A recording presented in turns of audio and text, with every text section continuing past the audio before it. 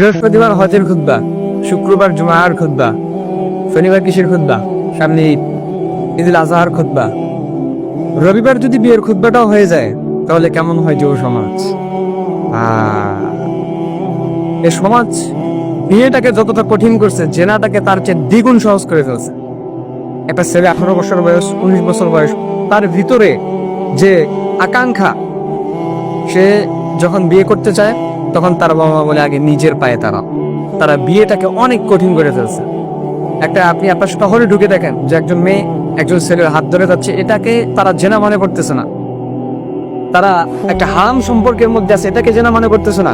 আপনি এখন আপনার শহরে গিয়ে দেখেন ইমিডিয়েটলি একজন ছেলে একটা মেয়ের পায়ের উপরে মাথা দিয়ে শুয়ে আছে, একটা মেয়ে একটা ছেলের পায়ের উপরে মাথা দিয়ে শুয়ে আছে।